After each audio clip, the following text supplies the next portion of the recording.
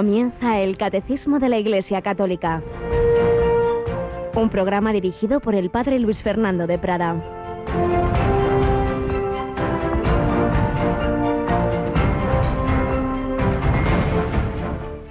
En verdad os digo que antes pasarán el cielo y la tierra que deje de cumplirse hasta la última letra o tilde de la ley. El que se salte uno solo de los preceptos menos importantes y se lo enseñe así a los hombres será el menos importante en el reino de los cielos, pero quien los cumpla y enseñe será grande en el reino de los cielos. Alabados sean Jesús, María y José. Muy buenos días, muy buen día de San Antonio de Padua. Muchas felicidades a la familia franciscana, los Antonios, Antonias, Toñis, de todo, ¿verdad? Tantos santos que además le tienen por patrono, y como nos decía esta mañana precisamente Yolanda, que tenemos aquí con nosotros en ese resumen de la vida del santo, el santo de todos, lo llamó León XIII, porque es verdad que muchísimas personas acudimos a él con muchos motivos, y es uno de los santos más populares de la historia, que más milagros hizo el Señor a través de él, y en fin, que transmitió el Evangelio con sana doctrina, y por eso fue nombrado doctor de la Iglesia. Quien los cumpla y enseñe será grande en el reino de los cielos. Él los cumplió, los preceptos de la ley, y los enseñó. Y Jesús nos ha dicho que antes pasarán el cielo y la tierra que deje de cumplirse hasta la última letra de la ley. Otra palabra semejante: el cielo y la tierra pasarán, mis palabras no pasarán. En estos tiempos en que muchos se ríen de la fe, del cristianismo, en que se persigue en unos sitios cruentamente, en otros culturalmente, los signos religiosos, todo lo que tiene que ver con el Señor, la enseñanza de la religión, el crucifijo, etcétera. Muchas personas se asustan y dicen: ay, ¿qué pasa? ¿Esto se acaba? No se acaba, tranquilos. Llevamos 20 siglos de persecuciones, desde la primera en la que murió San Esteban, hasta las personas que ahora mismo están en campos de concentración en Corea del Norte. No sé si de eso se habla en esas cumbres, me temo que no, y en tantos otros lugares de persecución, pero el cielo y la tierra pasarán, mis palabras no pasarán. Sí, son tiempos de dificultad, son tiempos de apostasía silenciosa, la llamó ya Juan Pablo II a propósito de Europa, de Occidente, pero son épocas que ya están anunciadas también en la Escritura, pero no lo podemos olvidar que el Señor es más fuerte que todo el mal, y que luego hay mucho bien, que eso no hace ruido. Como tantas veces hemos recordado, hace más ruido un solo árbol que se cae que todo un bosque que está creciendo. Y eso va adelante, las semillas del Señor, por ejemplo en África, todo lo que me va llegando pues a través de las Radio Marías que están en África, es como allí pues va creciendo la fe, y como tantas personas pues realmente disfrutan del conocimiento de Cristo, de la palabra de Dios, y dan todo por poder seguir esa palabra, y agradecen tanto, en particular pues que la Radio María es de allí, en buena parte también con nuestra ayuda que os pedíamos en la maratón que celebrábamos este año, y que podemos decir que cubrió todos sus objetivos, para que, de hecho, ya hemos recibido unas fotografías de que ya se ha iniciado la obra en Angola. Tenemos, como os digo, con nosotros a Yolanda. Buenos días, Yoli. Muy buenos días, padre. Bueno, don Emanuele Ferrario, el fundador de Radio María, ayer nos envió fotografías de cómo está empezando ya la obra de la sede de Radio María en Angola. ¿Qué te parece, en Luanda? Qué maravilla, qué maravilla. Pues seguramente que va a ir todo estupendamente, y seguiremos rezando para que todo vaya adelante. Pues sí, es así, están encantados de eso, de ver que también allí en ese país que estuvo unos 30 años en guerra civil, pues ahora con la ayuda todo prácticamente se lo enviamos desde aquí, desde España. Gracias a la generosidad de nuestros oyentes ya os iremos informando de cómo va esa obra, que está previsto que en pocos meses pues se empiece a emitir. De hecho, pues ya nos han invitado a ir alguno de aquí a esa inauguración. Gracias a todos vosotros, queridos oyentes, bienhechores de Radio María. Seguimos cada día pidiendo vuestra ayuda para seguir extendiendo el Evangelio en este Occidente secularizado, y en esa África que tiene, en cambio, tanta sed de Dios. Pues en todos los lugares, todas las personas humanas tienen, lo sepan o no, necesidad de Dios. Necesitan que se les anuncie el Evangelio, como lo hizo San Antonio de Padua. Precisamente ayer comenzábamos a exponer una catequesis en la que el Papa Benedicto XVI resumía la vida de San Antonio de Padua, pues vamos ahora a seguirlo haciendo para que el Señor, a través de este santo, también a nosotros nos ilumine.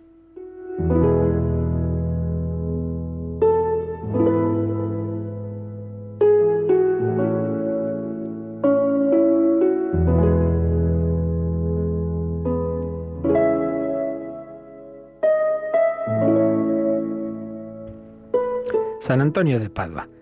Estábamos ayer viendo la catequesis que en febrero de 2010 Benedicto XVI dedicó. Este santo nos recordó cómo era portugués, cómo se llamaba Fernando, pero cómo cuando vio llegar los cadáveres de 5 franciscanos martirizados en Marruecos por los moros que llamaban, entonces sintió la llamada a ser franciscano, a irse a esas tierras, quería ser mártir, pero los caminos de la providencia y de la santa obediencia en esa orden franciscana, donde conoció al propio San Francisco, le destinaron no a irse a las misiones y a ese martirio de sangre, sino a predicar por Italia, por Francia, distintos lugares de Europa, y a enseñar la teología. Y de esa manera, pues otro tipo de martirio, el martirio blanco del día a día. Y llegó a ser, nos decía Benedicto XVI, elegido superior provincial de los frailes menores del norte de Italia. Continuó el ministerio de la predicación. Y cuando concluyó su cargo de provincial, se retiró cerca de Padua. Y el 13 de junio de 1231 moría a las puertas de esa ciudad, Padua. Padua, que en vida lo había acogido con afecto y veneración, le tributó para siempre honor y devoción. Y el Papa Gregorio IX, que lo había escuchado predicar y lo había llamado Arca del Testamento, lo canonizó al año de su muerte, un año después, en 1232, porque era tan grande la fama de santidad y los muchísimos milagros que ocurrieron, y los hizo en vida y luego después de su muerte, que no dudó y por vía rápida, como decimos, lo canoniza. Benedicto XVI nos recordaba también que San Antonio, en el último periodo de su vida, escribió 2 ciclos de sermones, en los que iba comentando los textos de la Sagrada Escritura que se presentan en la liturgia, y usaba la interpretación que ya venía de los santos padres y luego de la Edad Media, de los 4 sentidos. De esto hablamos hace mucho, cuando explicábamos en el Catecismo los sentidos de la Biblia, y aquí lo resumía el Papa Benedicto. ¿Cuáles eran esos 4 sentidos que distinguían en aquella época sobre todo? El literal o histórico, el alegórico o cristológico, el tropológico o moral y el anagógico. No os asustéis de estas palabras. El literal o histórico, bueno, pues lo que directamente quiere decir un texto cuando se escribió, lo que, por ejemplo, un autor del Antiguo Testamento de una manera directa tiene en la cabeza. El alegórico o cristológico, aunque ese autor no lo supiera, todo lo que había en el Antiguo Testamento de alguna manera apuntaba ya hacia Jesucristo. Era una profecía de Cristo. El tropológico o moral, pues está claro, las enseñanzas morales. Y el anagógico, es decir, todo lo que en la Escritura nos ayuda a mirar hacia la vida eterna. A fin de cuentas, como tantas veces hemos recordado, la Escritura no enseña cómo es o cómo va el cielo en un sentido científico, sino cómo se va al cielo en un sentido teológico. Lo importante de las verdades que nos enseñan no es saciar nuestras curiosidades, y mucho menos en campos no religiosos, sino darnos las orientaciones para nuestra vida. Pues bien, San Antonio de Padua iba comentando la Escritura y hay una gran riqueza en esos sermones, y por eso el Papa Pío XII en 1946 lo declaró doctor de la Iglesia. Normalmente cada doctor tiene una especie de apodo. Por ejemplo, de Santo Tomás de Aquino decimos el doctor angélico. Pues bien, a San Antonio de Padua lo llamó el doctor evangélico, porque en esos sus escritos se pone de manifiesto la belleza del Evangelio.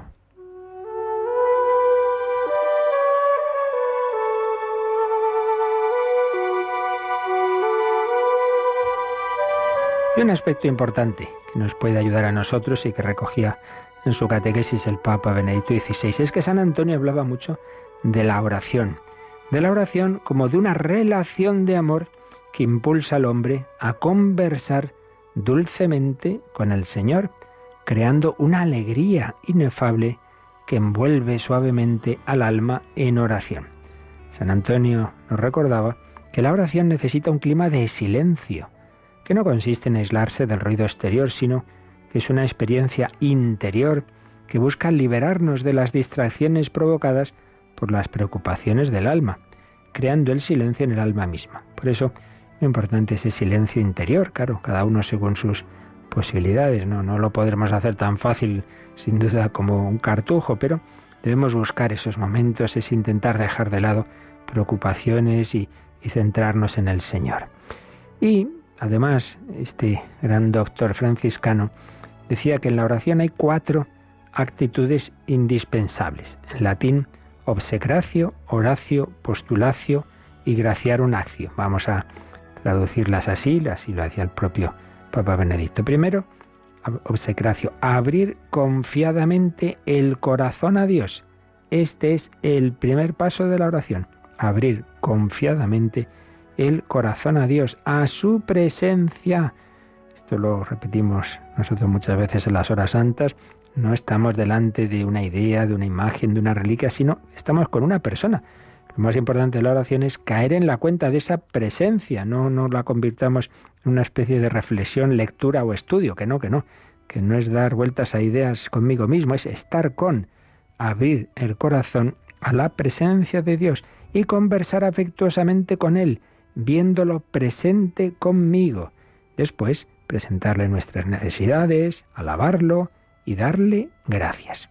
Comentaba el Papa, en esta enseñanza de San Antonio observamos uno de los rasgos de la teología franciscana, el papel que asigna al amor divino, que entra en la esfera de los afectos, de la voluntad, del corazón, y que también es la fuente de la que brota un conocimiento espiritual que sobrepasa todo conocimiento.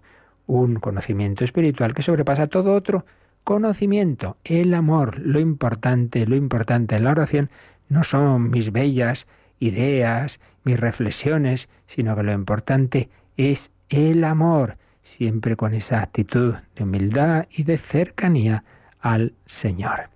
También escribía San Antonio que la caridad es el alma de la fe, hace que esté viva. Sin el amor, la fe muere. Sin el amor, la fe muere.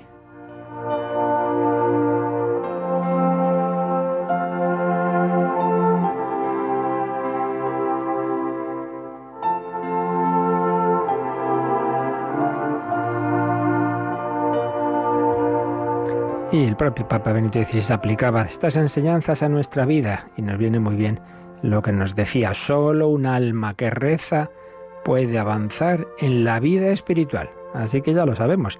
Ay, pero si yo no soy monje ni... No. Todos estamos llamados a hacer oración. Todos. La oración es la respiración del alma. Si no oras, te asfixias. Tu fe se va asfixiando. La caridad se muere. Solo un alma que reza puede avanzar en la vida espiritual. San Antonio conoce bien los defectos de la naturaleza humana, nuestra tendencia a caer en el pecado. Por eso exhorta continuamente a luchar contra la inclinación a la avidez, al orgullo, a la impureza y a practicar más bien las virtudes de la pobreza, la generosidad, la humildad, la obediencia, la castidad y pureza. A principios del siglo XIII, en pleno renacimiento de las ciudades y florecimiento del comercio, crecía el número de personas insensibles a las necesidades de los pobres. Por ese motivo, Antonio invita repetidamente a los fieles a pensar en la verdadera riqueza, la del corazón, que nos hace ser buenos y misericordiosos y nos lleva a acumular tesoros para el cielo. Y decía: oh, ricos, haced amigos a los pobres, acogedlos en vuestras casas, y luego serán ellos los pobres quienes os acogerán en los tabernáculos eternos, donde existe la belleza de la paz, la confianza de la seguridad y la opulenta serenidad de la eterna saciedad.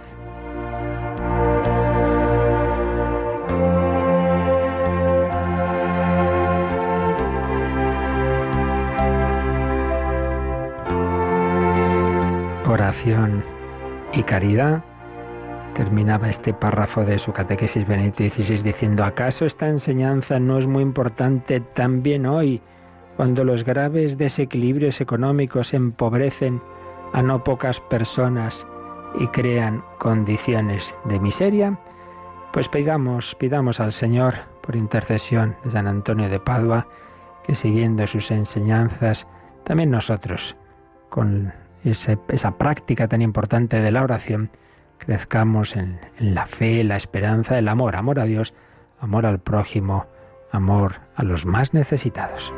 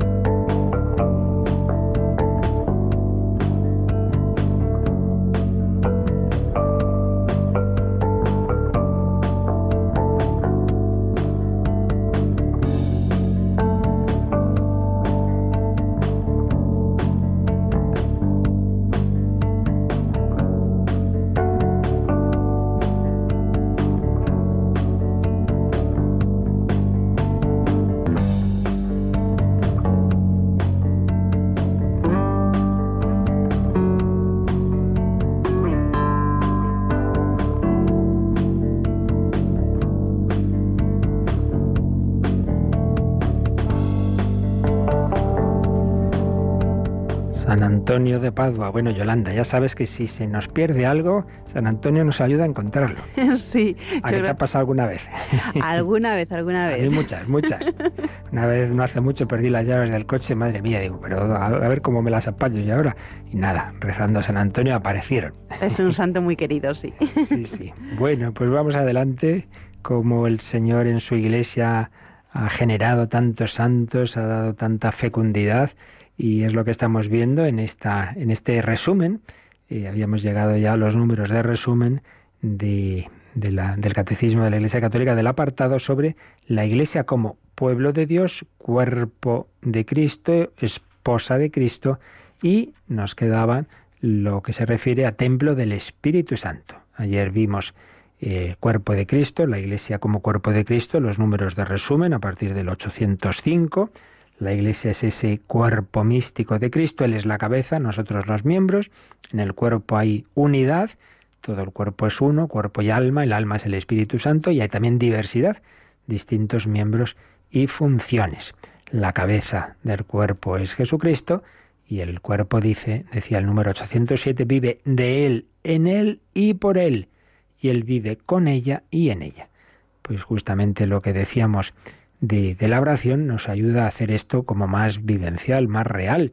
Vivir de Cristo, en Él y por Él. Eso, si hacemos vida, llevamos vida de oración, si comulgamos bien, entonces vivimos de Cristo, en Cristo y por Cristo. Y Él vive con la Iglesia y en ella. Él vive contigo y en ti, si le dejas entrar en tu alma, por la oración, la meditación, la Eucaristía, la comunión de una manera muy particular, vivir todo el día en la presencia de la Santísima Trinidad, que inhabita en nosotros, la inhabitación, y desde esa interioridad llevar a Cristo a los demás y verle también presente en los hermanos, particularmente en sus miembros más sufrientes, cosa que también nos había dicho el número 806. Todos los miembros del cuerpo de Cristo están unidos unos a otros, particularmente a los que sufren, a los pobres y perseguidos. Y finalmente veíamos el número 808. La Iglesia es la esposa de Cristo. La ha amado, se ha entregado por ella, la ha purificado por medio de su sangre. Ha hecho de ella la madre fecunda de todos los hijos de Dios. Yahvé esposo, Israel esposa, un tema que ya está en el Antiguo Testamento. Yahvé hecho hombre en Cristo, Cristo esposo, la Iglesia esposa. Jesús ya en esa convivencia con sus apóstoles dice: ¿acaso pueden los amigos del novio ayunar mientras el novio está con ellos? Cristo, novio o esposo, y esos apóstoles llamados a ese desposorio, a ese a esa unión con Cristo, a ese reposar, descansar en su corazón. Y esto es para todos nosotros. Cada uno de nosotros estamos llamados a vivir en esa unión íntima. Dejará el hombre a su padre y a su madre, se unirá a su mujer, serán los dos una sola carne. Bueno, pues eso es un símbolo de aquello a lo que estamos llamados todos los cristianos, cada uno de una forma según nuestra vocación, pero todo cristiano está llamado a eso también, a unirse con Cristo, a ser con Él un solo espíritu y una sola carne, podríamos decir incluso en cuanto que en la comunión recibimos el cuerpo de Cristo. Yo en Él, Él en mí, una unión íntima y por supuesto eso es un anticipo de la unión definitiva, que será la gloria, que será el cielo.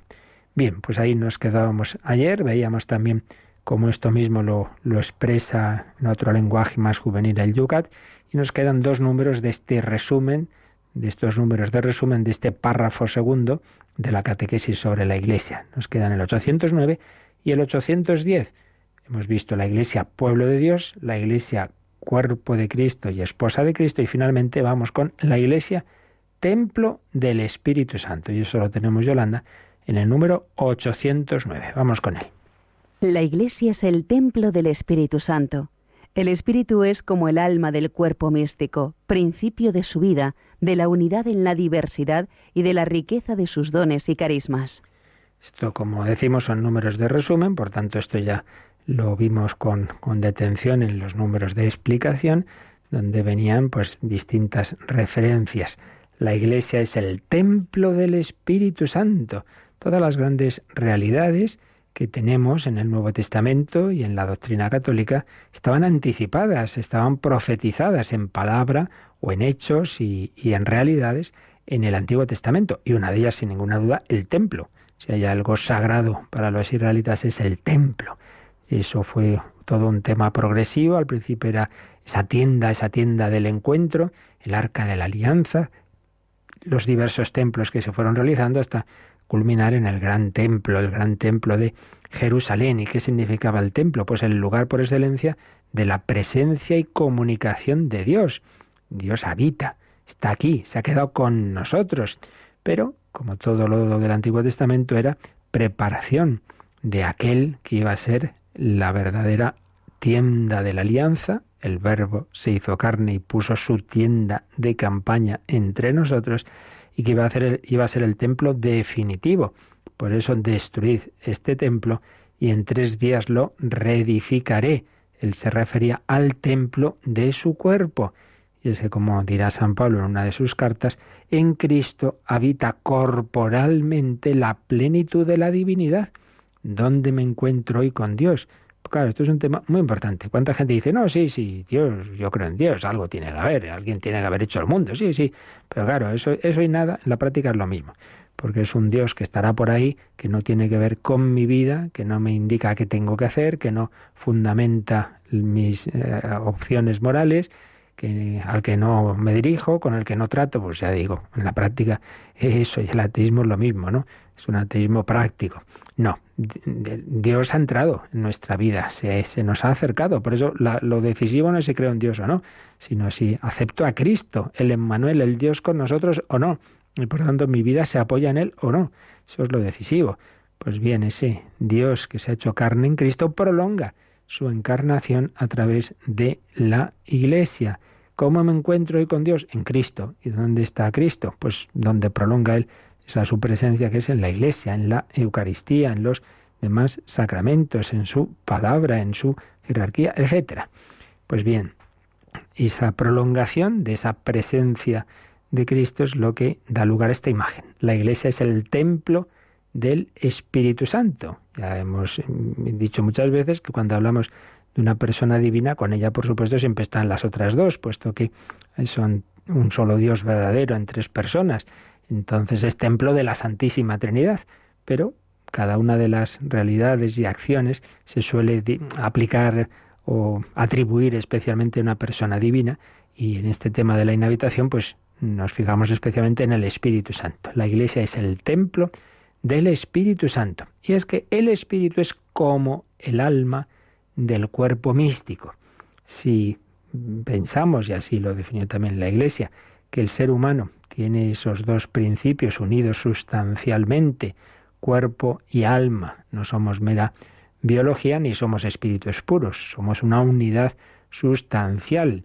Bueno, pues también el cuerpo místico de Cristo tiene el cuerpo, lo que vemos, las personas humanas, y el alma, que es el Espíritu Santo. El Espíritu es como el alma del cuerpo místico, principio de su vida, principio de su vida. Claro, ¿tú qué recibes en la Iglesia? La vida de Dios. ¿Y cómo te llega la vida de Dios? Pues a través del bautismo, de la confesión, de la Eucaristía. Entonces eso es la vida divina, el amor del Padre y del Hijo, el Espíritu Santo. El Espíritu es principio de la vida de la Iglesia. Es también principio de la unidad en la diversidad.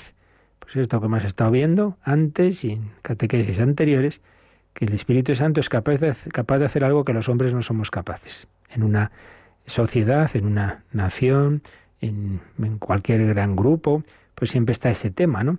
De cómo se conjugan a la vez unidad y diversidad. Unidad, porque si no, claro, no hay tal realidad social, tal nación, si no tiene un principio de unidad, si simplemente es cada uno lo suyo, pues claro, ahí no existe tal realidad social. Pero, por otro lado, el peligro es que para conseguir esa unidad se anule la libertad de cada miembro, como ocurre en los totalitarismos.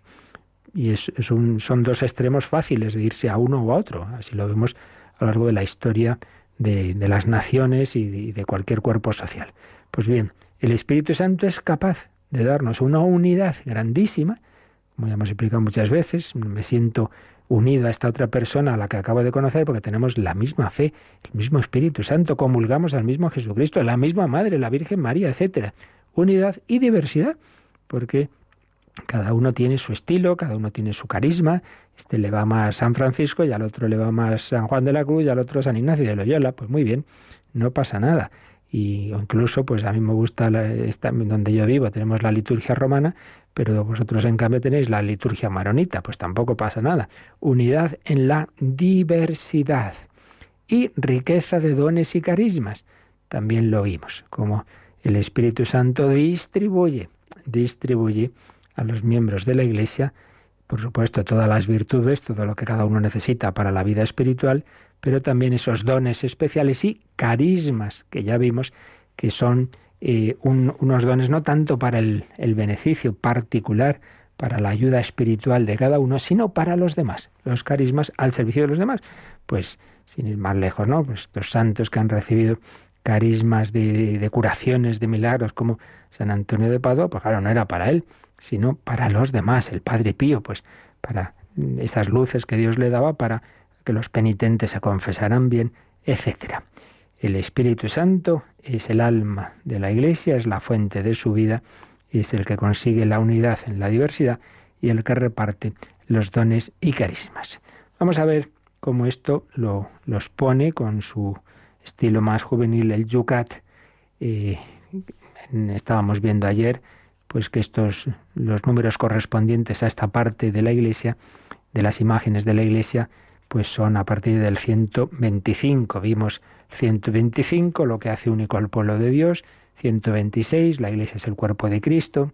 127, la Iglesia es la esposa de Cristo, que por cierto, hay también al margen, la edición española del Yucat recoge algunas citas muy bonitas, por ejemplo, del hermano Roger, aquel que fundó la comunidad ecuménica de Tessé, y decía, amar a Cristo y amar a la Iglesia es una misma cosa. Claro, eso típico, Dios sí, Cristo no, o Cristo sí, la Iglesia no, pues mira, no puede ser. Amar a Cristo y amar a la Iglesia es una misma cosa. Y también viene una cita de un obispo brasileño, que murió en 1999, Helder Câmara, que decía, ¿opinas que las debilidades de la Iglesia llevarán a Cristo a abandonarla? Dejar a la Iglesia sería como dejar el propio cuerpo. Jesucristo nunca abandona a su Iglesia, claro, ya sabe que está formada por hombres débiles y vaya que sí lo sabe. Ya lo veía todos los días en la convivencia con los apóstoles que él mismo había elegido. Y uno de ellos le traicionó y el otro, Pedro, le negó. Pero el Señor no abandona a su Iglesia. Y viene también una cita de San Ambrosio de Milán, aquel que fue también decisivo en la conversión de San Agustín. La Iglesia es este barco que con su velamen, que es la cruz de Cristo, empujado por el Espíritu Santo, navega seguro en este mundo. Fijaos qué imagen tan bonita. Decía San Ambrosio, la Iglesia es un barco. Ese barco tiene el velamen sobre una cruz. Esos palos forman una cruz, entonces ahí ve la cruz de Cristo, las velas, la cruz de Cristo, y el aire que empuja esas velas es el Espíritu Santo. Y así la Iglesia navega segura por este mundo. Una bella imagen que nos tiene que dar esa certeza, tranquilidad. Vamos por los mares de este mundo, muchas veces hay tormentas, no te preocupes. Esto lo lleva Jesucristo, Él es el timonel y el viento es el Espíritu Santo. Pero antes de ver cómo el Yucat desarrolla esta imagen del Espíritu Santo, vamos a quedarnos un momentito agradeciendo al Señor que no nos abandona, que Él es el esposo de la Iglesia, que Él nos comunica su Espíritu Santo y como todo lo que ya dijo en el Antiguo Testamento, Yahvé, esposo a Israel, nos lo dice ahora a nosotros, Jesucristo, a la Iglesia y a cada uno de sus miembros, al alma cristiana.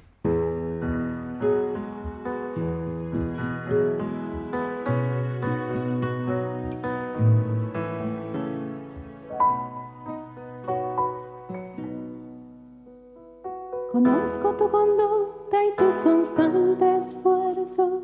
Has sufrido por mi causa sin sucumbir al cansancio, pero tengo contra ti que has dejado enfriar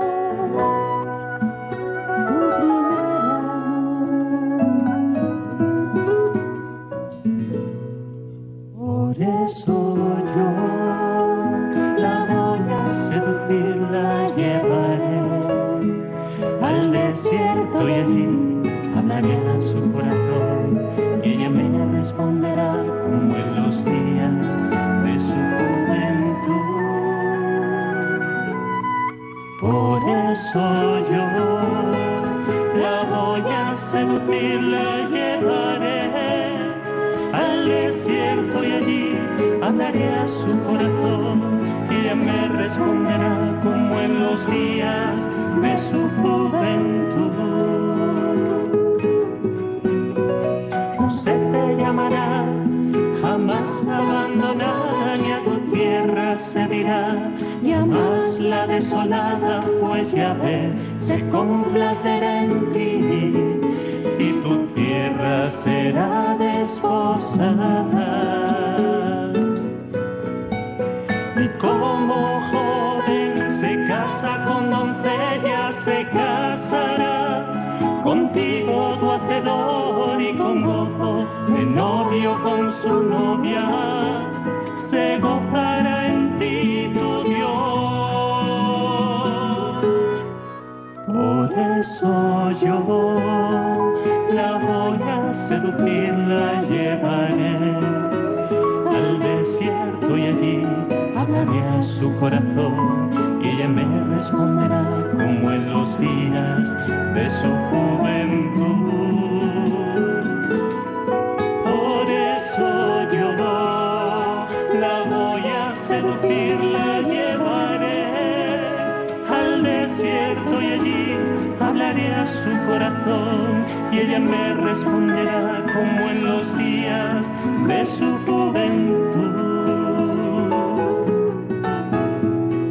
Te desposaré, conmigo para siempre te desposaré, en fidelidad, en amor, en compasión, y tú conocerás a Yahvé.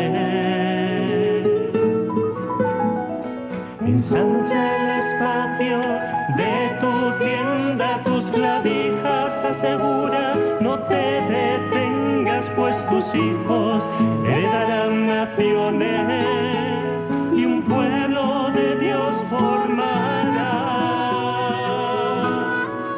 Por eso yo te voy a seducir, te llevaré al desierto y allí hablaré a tu corazón y tú me responderás como en los días de tu juventud. Por eso yo te voy a seducir, te llevaré al desierto desierto y allí hablaré a tu corazón y tú me responderás como en los días de tu juventud.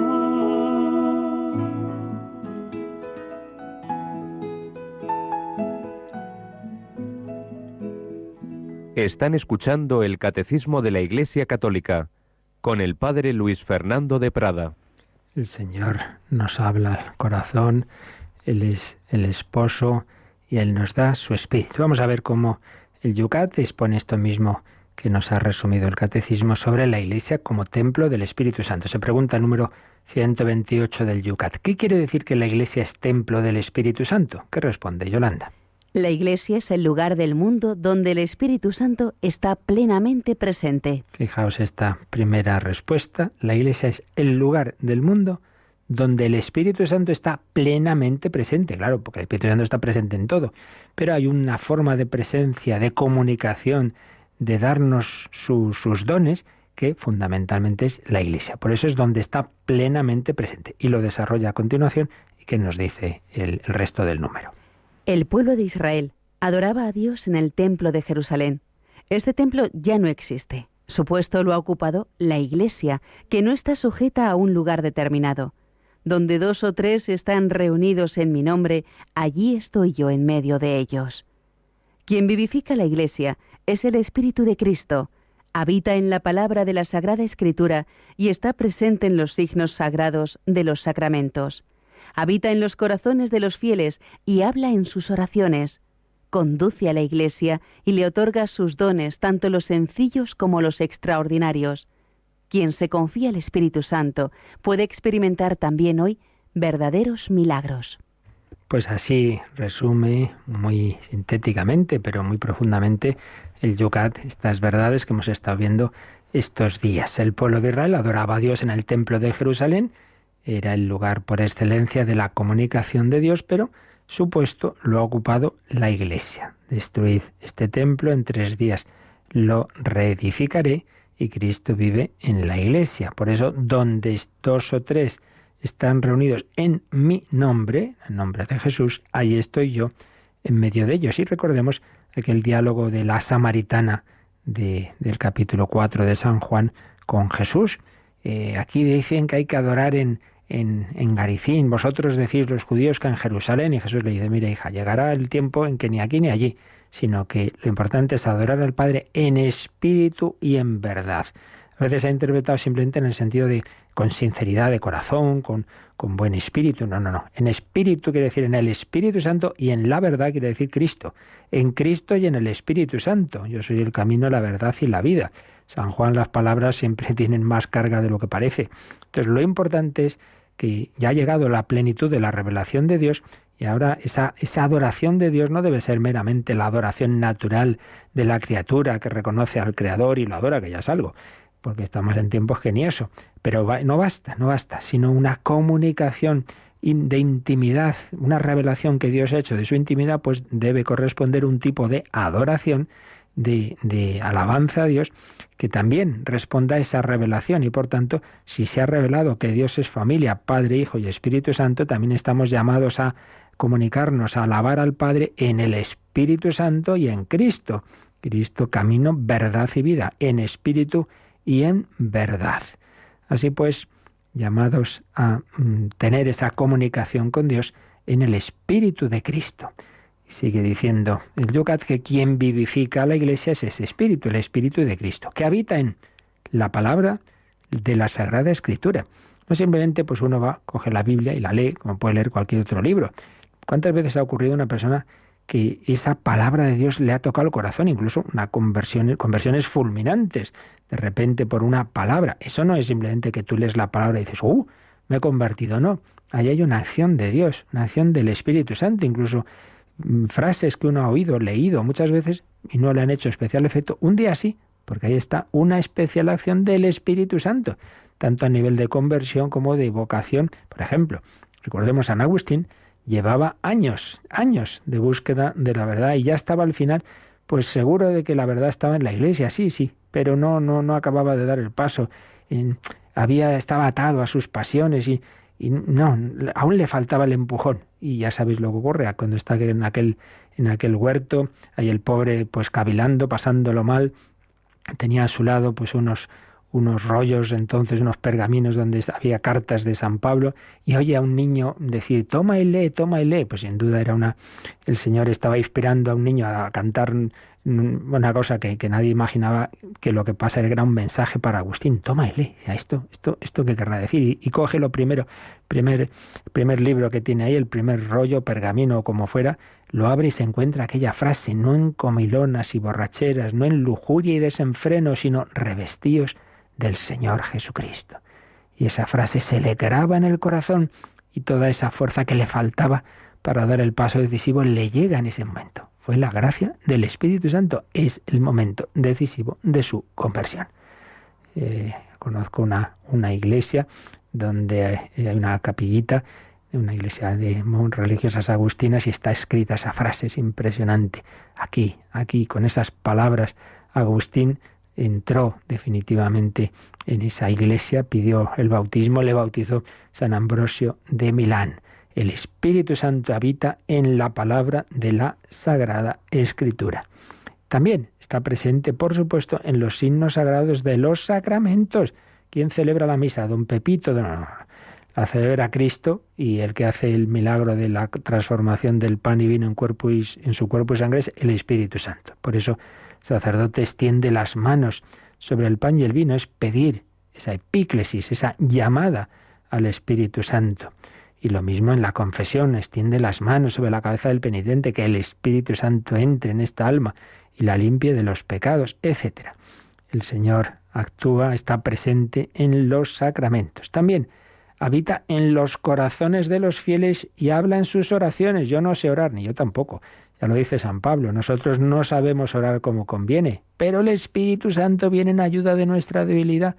Por eso, al hacer oración, invoquemos al Espíritu Santo. Señor, si no sabemos decir 4 palabras sin distraernos, ven Espíritu Santo, ven, que seas tú el que mueva nuestra oración.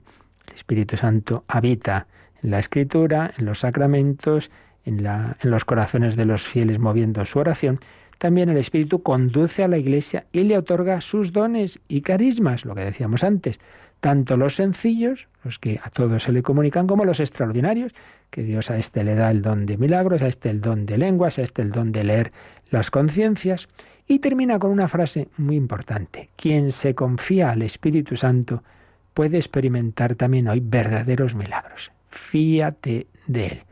Hay una letrilla de una canción de las Carmelitas Descalzas que le gustaba mucho a la Madre Maravillas de Jesús, Santa Maravillas, que decía: hilo por hilo tejiendo va, si tú le dejas, qué bien lo hará. De hecho, es el título de una de las biografías de la Madre Maravilla, si tú le dejas, qué bien lo hará. Pero hay que dejarle al Espíritu Santo que haga y deshaga tu vida. Y por eso nos viene al margen también una cita de San Ignacio de Loyola, que le escribía a San Francisco de Borja y le decía que no somos conscientes de lo que Dios haría de nosotros si le dejáramos, si nos pusiéramos a su servicio.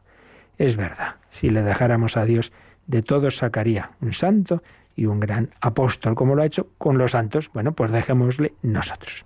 Bueno, pues finalmente el último número de este resumen que nos ha hecho el catecismo, en siempre este final de cada párrafo con estos números de resumen, es una famosa cita de San Cipriano, que aparece en el Concilio Vaticano II, en la Lumen Gentium, y que también ha querido aquí recoger el catecismo número 810, es simplemente esta cita de San Cipriano, Yolanda, que nos puedes leer.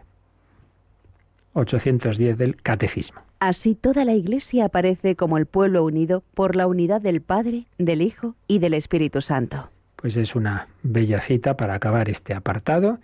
La Iglesia aparece, es un pueblo unido por la unidad del Padre, del Hijo y del Espíritu Santo.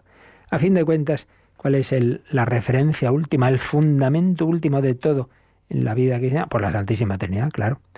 ¿Quién ha existido desde siempre? ¿Quién es? No ha sido hecho por nadie. Dios uno y trino.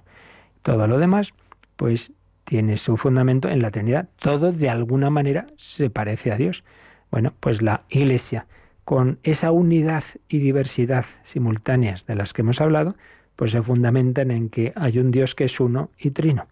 Y por ello, la unidad, que es lo siguiente que ya veremos a partir de mañana, si Dios quiere, una de las notas de la Iglesia es una Santa Católica y Apostólica. Esa unidad viene de que Dios es uno, siendo tres personas.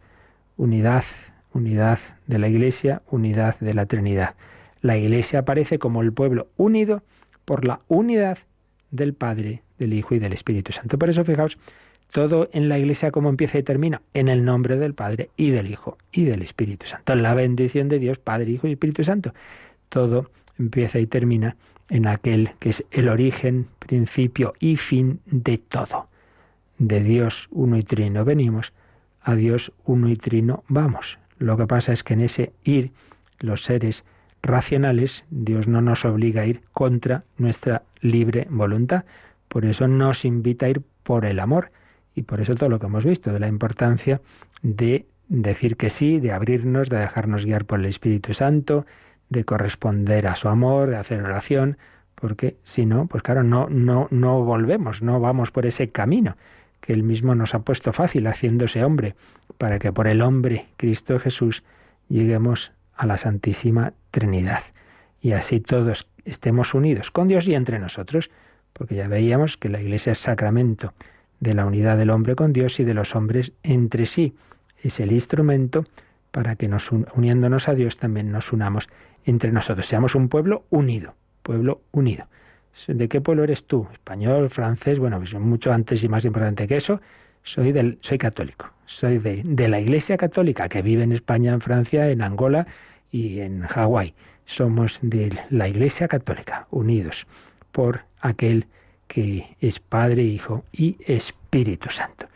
Pues esta es nuestra seña de identidad y este es nuestro carné, el bautismo. Estoy bautizado, confirmado, se alimenta mi fe y cuando puedo caer y entibiarme, como esa canción que oíamos, tengo contra ti que has perdido tu primer amor, pues vuelvo a acudir al Señor, a esa misericordia del corazón de Cristo, a María, Madre de Misericordia, refugio de los pecadores, pido que el Espíritu Santo me renueve y para ello, sobre todo, pues recibo en la confesión esa gracia del Espíritu Santo, aunque no tenga pecados graves, nos viene muy bien para volver a empezar. Pues así lo terminamos este apartado y ya mañana entramos en el siguiente párrafo, que es la Iglesia es una, santa, católica y apostólica. Así que si os lo podéis ir ya mirando, a partir del 811, pues veremos si Dios quiere. Lo dejamos aquí y tenemos este momento de dar gracias a Dios, de cantar amén con Matt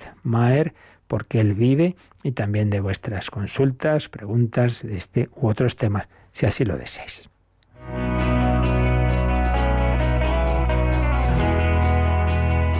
Participa en el programa con tus preguntas y dudas. Llama al 91005-9419. 91005-9419. También puedes escribir un mail a catecismo@radiomaria.es. catecismo@radiomaria.es.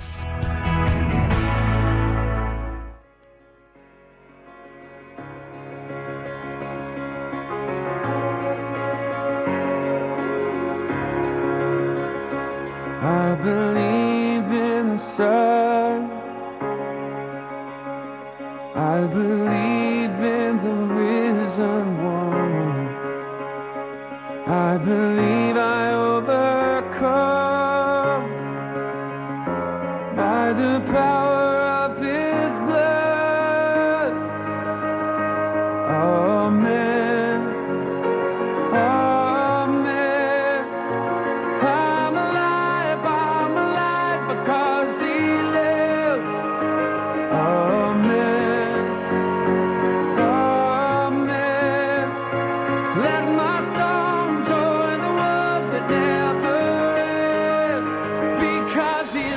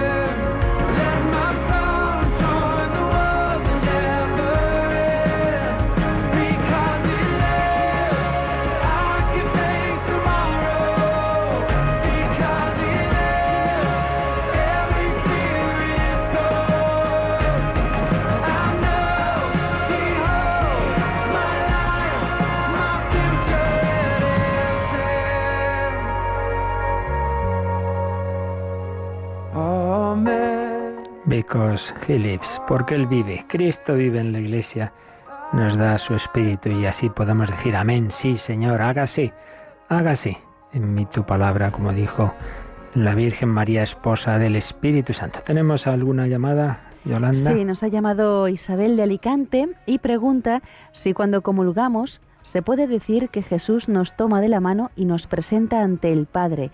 ¿Es correcto decir esto? Sí, evidentemente siempre este tipo de expresiones, pues bueno, tienen un aspecto simbólico, porque claro, no es que en ese momento estemos ya, digamos, viendo cara a cara al Señor así físicamente de la mano y tal, pero sí, se puede decir, porque Él está con nosotros, recibimos ese cuerpo de Cristo, a esa persona divina, con esa naturaleza humana, nos abraza, y con Cristo están siempre el Padre y el Espíritu Santo. Por tanto, más allá, pues eso, de las imágenes y las palabras que se nos quedan siempre cortas, pero ciertamente, el sentido profundo de esa expresión, esa unidad. El Señor es mi pastor, Él me conduce, Él me guía, me lleva hacia fuentes tranquilas. ¿Cuál es la fuente? Es el Padre. Eso que decía San Ignacio de Antioquía. Siento en mí como una sed, una voz que me dice, ven al Padre. Pues sí, Jesús, el buen pastor. Lo que pasa es que podríamos esa frase de una manera directa y mucho más clara y explícita sería en la última comunión, sería en el viático, que justamente es eso, es recibir a Jesús para el último viaje, para que Él nos lleve de la mano y en ese viaje no estemos solos. El hombre sin fe muere solo. ¿Y hacia dónde va? A la nada. Nosotros sabemos que no es así. Voy a hacer este último viaje, el práctico que llaman en los puertos, el que sube al barco para ayudarle a entrar en el puerto. Cristo viene a mi alma y me lleva al Padre. Ahí esa frase que nos decía Isabel, digamos, es como más clara y explícita, más directamente textual, ¿no? Ahí ciertamente Cristo nos lleva de este mundo al Padre, nos presenta al Padre.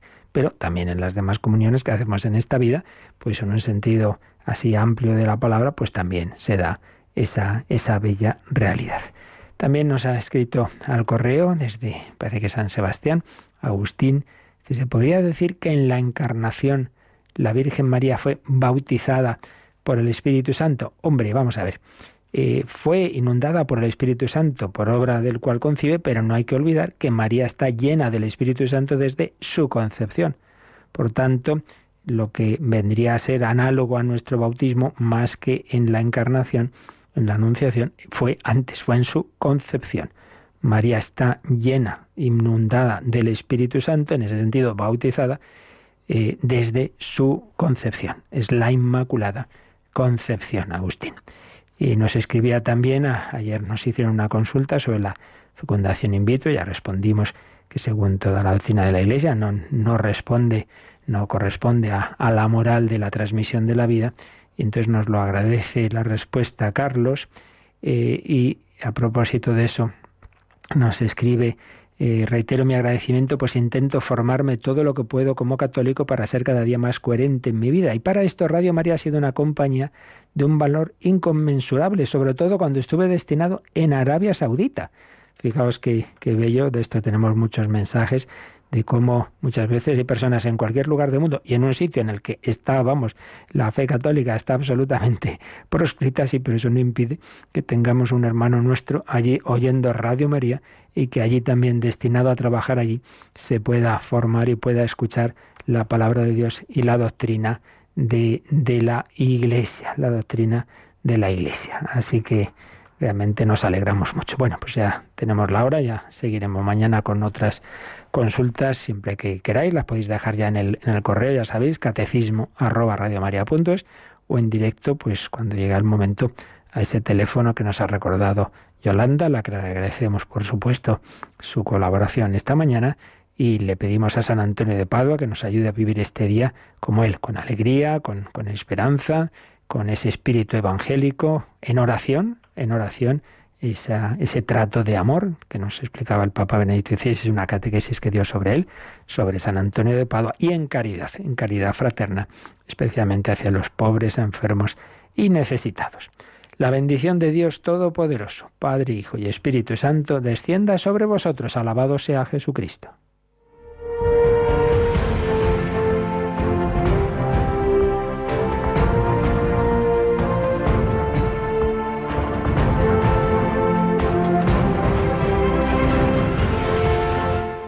Han escuchado en Radio María el Catecismo de la Iglesia Católica.